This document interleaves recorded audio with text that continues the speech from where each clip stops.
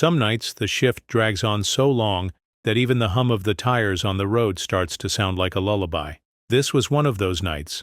I was heading home, windows cracked, letting the cool night air keep me awake. It had been a long shift. Nothing crazy, just the usual mix of paperwork, traffic stops, and the kind of nonsense that made me question humanity at least twice an hour. Then I saw it, flashing red and blue lights in my rearview mirror. Instinct kicked in before logic did. I checked my speed. Perfectly legal. No broken lights, no reckless driving. I wasn't even in a bad part of town, so why the stop? I glanced at the vehicle behind me. Black SUV. No visible markings, no spotlight, and, this was the kicker, no siren. That was the first red flag. Real cops don't pull you over without a siren unless they're running silent on something serious. And even then, they'd have unit numbers, proper markings, or at least a damn spotlight. This was off. I eased, my foot off the gas, signaling as I pulled onto the shoulder. But inside, my brain was already switching gears. If this was a real stop, the driver would behave a certain way. They'd follow protocol, call it in, approach properly. If it wasn't, well, that was going to be a different kind of problem. I reached over, tapping the dash cam I had installed in my personal vehicle. It wasn't department issued, but it had come in handy before. The little red light blinked to life, just in case. The SUV rolled to a stop behind me, and for a few seconds nothing happened. No spotlight beam, no radio chatter, no cop instincts at work. Second red flag. I kept my hands visible, resting them lightly on the steering wheel, but my eyes stayed locked on my side mirror. Then, finally, the doors opened. Two men stepped out, and that's when I knew. Real cops move with purpose. They approach carefully, hands near their belt but not on their weapons unless needed. They're calm, deliberate. These guys? One of them was too stiff, like he was overcompensating for not knowing what he was doing. The other was too casual, his stance all wrong, like a kid trying on his dad's uniform. Speaking of uniforms, theirs didn't match. I exhaled slowly. All right, now we're in business. I wasn't looking at cops. I was looking at a couple of idiots playing pretend. And they had no idea they'd just pulled over the worst possible target. There's something about a real cop's presence. A quiet authority, the kind that doesn't need to be forced. These two? They had none of that. The first guy, stocky, was built like a fridge, and moved like one too. His uniform was too tight, like he'd borrowed it from someone a size smaller. No name tag, no radio, and his belt was a mess. Flashlight clipped where a taser should be, an empty holster, and no body cam. His partner, Lanky, had the opposite problem. His uniform looked like it had been pulled out of a duffel bag 5 minutes ago, wrinkled, misbuttoned at the top. His belt? Cheap, fake leather. They approached my window like mall cops on a power trip. Stocky stepped forward, tilting his chin up like he was about to hand out a life sentence. License and registration. No good evening, sir. No, do you know why I pulled you over? First mistake. I blinked up at him, keeping my face neutral. Sure thing, officer. I reached toward my glove compartment slowly, deliberately, watching for their reaction. Real cops would be alert, maybe even tell me to stop if they were jumpy. These guys didn't flinch. Stocky just held out his hand impatiently. Come on, let's go. Second mistake.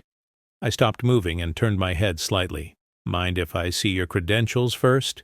Lanky scoffed. What? Your badge, I said, tilting my head. Department ID, standard protocol, right? Stocky's jaw tightened. You don't need to see that. We ask for ID first. Wrong answer. A real cop would have already flashed their badge. Hell, they would have led with it. I pretended to think it over. That's weird. Because last time I checked, police procedure requires you to identify yourselves first. But hey, maybe things have changed. Lanky shifted. They weren't expecting pushback. Stocky crossed his arms, trying to reclaim authority. We're conducting a stop. We don't need to explain ourselves to you. I let out a slow breath, tapping my fingers on the steering wheel. See, that's the thing. If you were real cops, you'd be able to tell me which department you work for. You'd have unit numbers, call signs, dispatch logs. You'd at least have a radio. Silence. Lanky's eye twitched. They had nothing. I glanced at their SUV. No police markings, no spotlight, just an unmarked vehicle with dollar store sirens. I exhaled. Okay, that confirms it. These guys weren't just bad actors. They were criminals in costume, and they had no idea they'd just picked the worst possible target. The tension thickened like a storm rolling in. Stocky's face tightened, his jaw flexing as he tried to hold on to the little authority he thought he had. Lanky, on the other hand, was starting to crack, his eyes darting toward Stocky, as if looking for reassurance. They weren't expecting resistance. They were expecting easy prey. Stocky squared his shoulders. "You got a problem with this stop?" I leaned back in my seat, keeping my hands visible but casual. "Not at all. Just seems a little irregular." Lanky exhaled sharply. "Irregular?" I nodded toward their SUV. "No unit number, no visible department markings, no call-in to dispatch. And you still haven't told me which agency you work for." Stocky took a step closer, his shadow cutting across my window. Too close, too fast. Then his hand dropped to his holster, not grabbing his weapon, not yet, just resting his palm on it. Classic intimidation move. Third mistake. A real cop doesn't need to do that unless things are going sideways. But these guys, they wanted to scare me into compliance. That meant they were getting desperate. I raised an eyebrow. "That's supposed to mean something?" Stocky smirked. "Just making sure you don't try anything stupid." I exhaled through my nose, fighting the urge to laugh. "Right," I said, nodding slowly. "Since we're being thorough, let me ask you something." Lanky stiffened. "What?" I glanced at Stocky's belt. "What's your radio frequency?" Silence. Stocky blinked. "What?" I shrugged. "You know, your department's dispatch. Frequency. Standard issue for every officer. You can even recite your unit's call sign if that's easier." Lanky shifted on his feet. "We don't gotta tell you that." "Oh, you absolutely do." I tilted my head. "In fact, a real cop would have already called this stop in." Stocky clenched his jaw. "You don't get to ask the questions here." I smiled. "There it was? You're right. Let's make it easier." I nodded toward the patches on their uniforms. "What precinct are you out of?" Lanky swallowed. Fraction too late." Stocky exhaled through his nose, covering the hesitation with a scoff. "We're county." I let the word hang in the air for a second. "County?" I repeated, pretending to consider it. "Okay.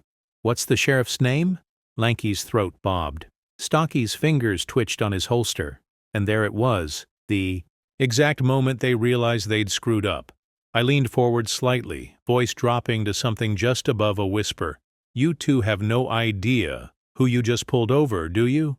Lanky visibly paled. Stocky tried to hold his ground, but I could see it now, the uncertainty creeping in. They were losing control, and I was just getting started. The shift was almost too easy to miss. 1 second, Stocky and Lanky were riding high, confident in their little power play. The next, they were fumbling, grasping at control like sand slipping through their fingers. Lanky's nervous energy was bleeding through, his stance uneven, his breathing just a little too fast. He knew something was off. Stocky, though? He was still holding onto the act. Barely. His hand hadn't left his holster. I decided to make things worse for them. I exhaled, long and slow, like I was finally done humoring them. Then I turned my head slightly, locked eyes with Stocky, and let the words sink in. "You're gonna tell me your badge number. Right now." Stocky's nostrils flared. "That's not how this works, isn't it?" I asked, tilting my head. "Because that's exactly how it works. You pulled me over, you identify yourself first. Standard police protocol." Lanky shot Stocky a quick nervous glance. I caught it. So did he. I smiled. "Gotcha. You still haven't told me which agency you work for?" I continued, my tone shifting. Less casual, more commanding. "And here's the thing. Real officers have no problem answering that question." Stocky's jaw tensed. He was running out of plays. Lanky cleared his throat, stepping forward slightly. "Look, we're just trying to do our job here." "Your job?" I repeated, cutting him off. "That's funny because last I checked, impersonating an officer isn't a real job." Lanky froze. Stocky's lips pressed into a thin line. "Yeah." They felt it now, the slow creeping realization that they weren't the ones running this anymore. And then, headlights. A pair of them, coming from down the highway, growing closer. Stocky and Lanky both reacted instantly. Lanky turned his head so fast I thought he'd give himself whiplash. Stocky shifted on his feet, his fingers curling near his holster. I kept my expression neutral, but inside, I was watching every micro-movement. They weren't relieved, they were nervous.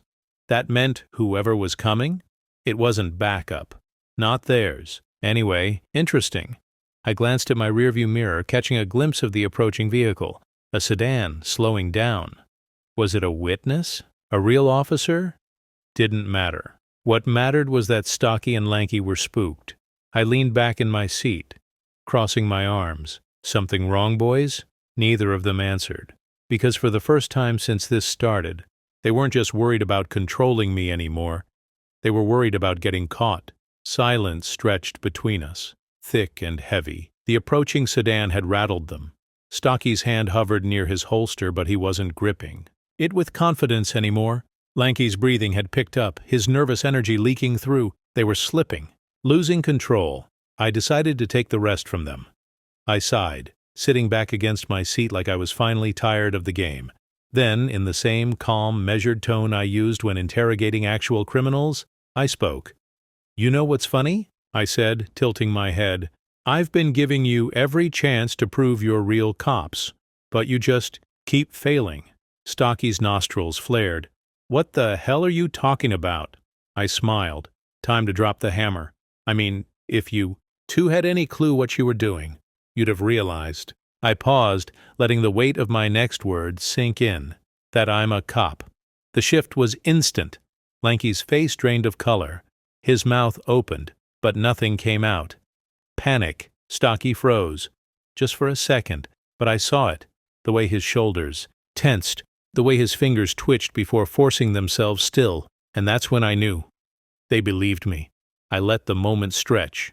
Let them sit in the realization that they hadn't just messed up. They had picked the worst possible target. Then I spoke again, slow and deliberate.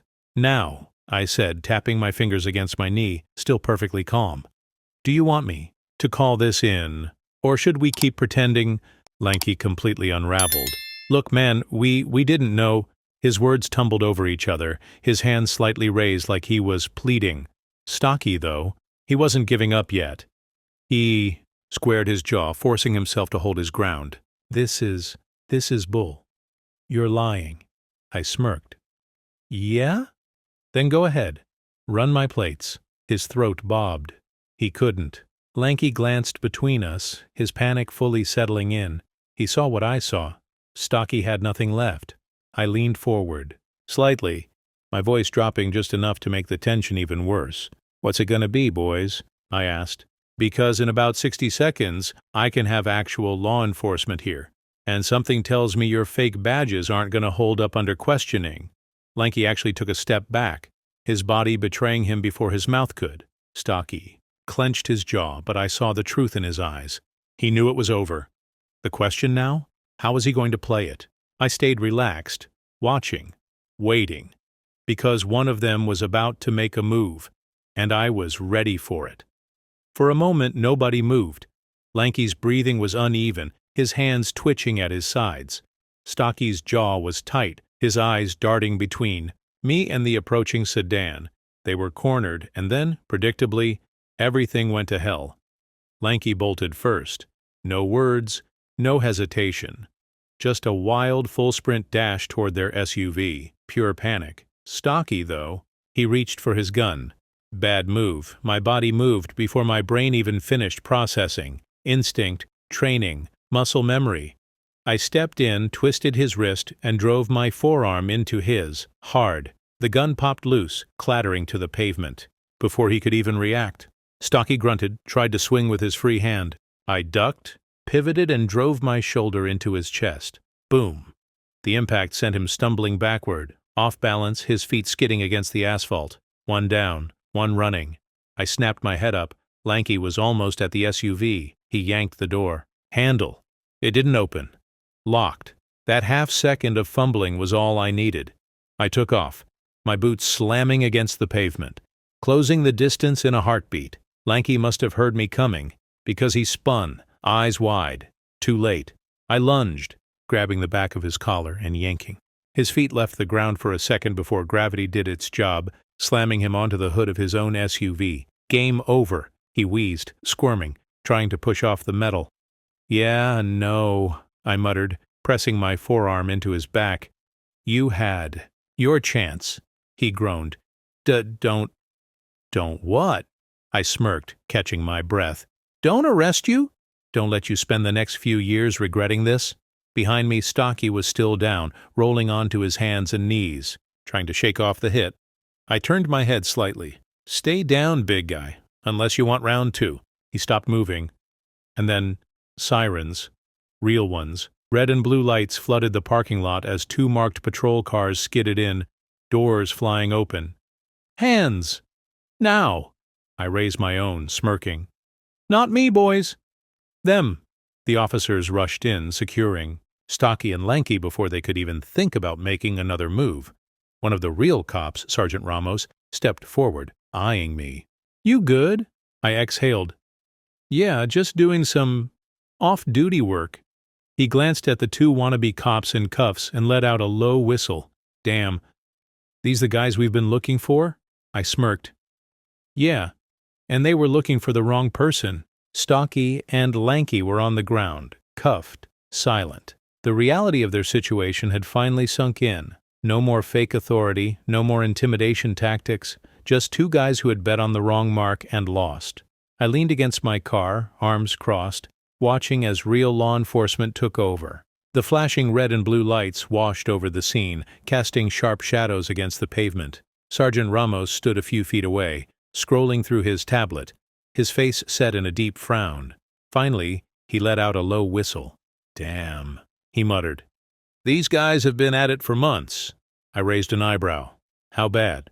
He turned the screen toward me, and I skimmed the list. Multiple reports, all eerily similar. Fake traffic stops, stolen cash, stolen credit cards, a few cases of drivers getting beaten and left stranded. Some of their past victims? Families, lone travelers. People just trying to get home, same as I had been tonight. They move around, Ramos continued, scrolling. Never hit the same stretch of highway twice in a row. They keep it random, stay off the radar. Until now, I exhaled. Jesus. Stocky stared at the pavement, his jaw clenched tight. Lanky, though. He was still processing, his face had lost all color, his breathing uneven. I crouched beside him. How many people did you pull this on? He licked his, lips. Didn't answer. I tilted my head.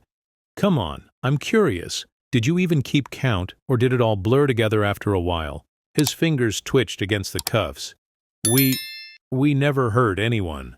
I let out a dry chuckle. No? Tell that to the guy you left on the side of the road last month. Lanky flinched. I stood up, shaking my head. You know what the saddest part is?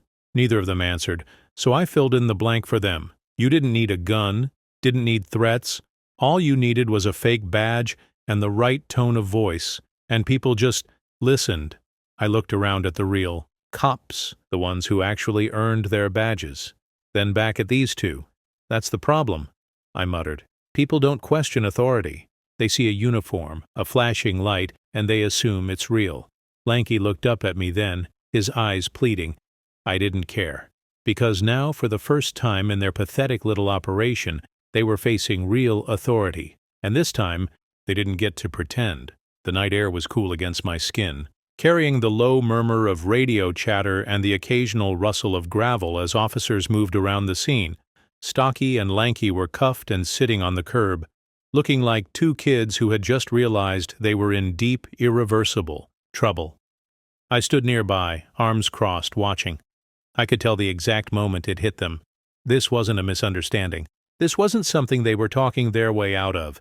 This was game over. One of the officers, a young guy with sharp eyes and a clean uniform, approached with a notepad in hand. Chief, you want to add anything to the report before we process them? I shook my head. No, I think they've said enough. And that's when it happened. Lanky's head snapped up. His brows furrowed like he was putting a puzzle together in real time. Then his eyes widened. Pure recognition. Wait, you're that cop? Stocky turned to look at me, confused at first. Then his face twisted with pure disbelief. I smirked. "Took you long enough." Lanky swallowed hard. Panic setting in. "Oh man, oh no, no, no." He turned to Stocky, his voice an urgent whisper. "Dude, he's the one from that case, the one with the sting-op, the one who—" Stocky's expression hardened, but I saw it. The small flicker of fear. I raised an eyebrow. "Something wrong?" Lanky just shook, his head looking like he wanted to sink into the pavement. It was almost funny. They had spent the last hour trying to fake authority, but now they were sitting in front of the real thing. I leaned down slightly, dropping my voice just for them. "You can pretend to be law enforcement." I let the words hang in the air, watching the way their shoulders stiffened. Then I smiled. "Until you meet the real thing." Lanky closed his eyes like he was replaying every bad decision he'd ever made. Stocky just stared ahead, jaw tight, knowing that whatever came next, it wasn't gonna be good. Sergeant Ramos clapped a hand on my shoulder. "All right, Chief. We'll take it from here." I nodded. "Appreciate it." As they hauled the two scammers to their feet, I watched Stocky and Lanky get led toward the waiting patrol cars. Their game was over, and for once, they didn't get to play the ones in charge. I took one last look at the flashing lights, the reflection bouncing off the black asphalt. Then I turned, heading for my own car. Another night. Another case closed, and a reminder that some people borrow power, but others own it. If you enjoyed this video, please hit the like button, share it with friends, and subscribe for more awesome content. Don't forget to tap the bell icon to stay updated. Your support means the world.